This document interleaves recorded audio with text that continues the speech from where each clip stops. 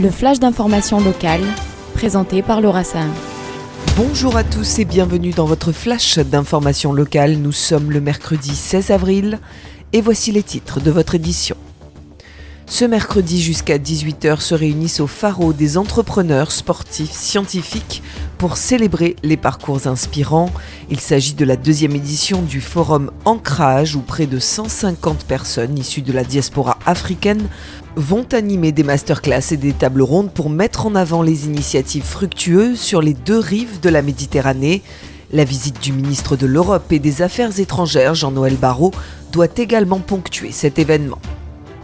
Je vous l'annonçais hier, le cheval métallique de l'ouverture des JO de Paris 2024 est désormais installé sur le toit-terrasse du Mucem à Marseille, et ce jusqu'au 27 avril.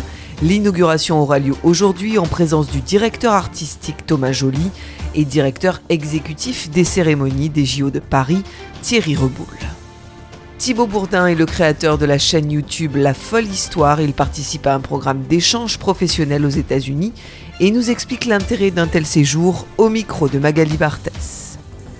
Donc ce voyage, ça a été une super opportunité de découvrir la culture américaine, la façon dont ils transmettent leur histoire, notamment l'histoire de la Seconde Guerre mondiale, quelle place ils donnent au récit des vétérans. Et moi de mon côté, ça a pu me donner des idées de sujets pour être traités et éventuellement en rencontrant certaines institutions comme je pense par exemple à l'AMBC qui gère tout ce qui est cimetière des anciens combattants, notamment en France à Gold Hill. Donc ça pourrait être aussi de très chouettes opportunités de partenariat. Le Marseille Jazz des 5 continents commence sa tournée dès demain soir à Septèmes-les-Vallons pour poursuivre jusqu'en décembre dans une vingtaine de communes de la métropole, mais aussi à Marseille, à la Vieille Charité, à la Citadelle, au toit-terrasse de la Friche ou encore au Théâtre Sylvain. Toutes les dates et informations sont à retrouver sur marseillejazz.com. Comme chaque mercredi, la chronique cinéma vous est présentée par Noah Stora qui vous recommande le film de la semaine qu'il faut absolument aller voir. Charlie Heller, un cryptographe de la CIA aussi brillant qu'introverti, voit son existence basculer lorsque sa femme décède durant une attaque terroriste perpétrée à Londres. Déplorant l'inaction de sa hiérarchie, il prend alors l'affaire en main et se met à la recherche des assassins, embarquant pour un dangereux voyage partout à travers le monde pour assouvir sa vengeance. C'est ça, The Amateur. Tu sais ce qu'ils font de toutes ces données que tu leur fournis ? Non, c'est pas mon boulot. D'accord, mais tu t'es jamais posé de questions. C'est la CIA.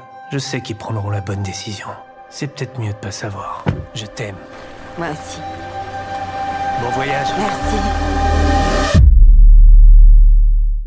On a quelque chose à vous montrer. C'est quoi ça ? Votre femme a été tuée.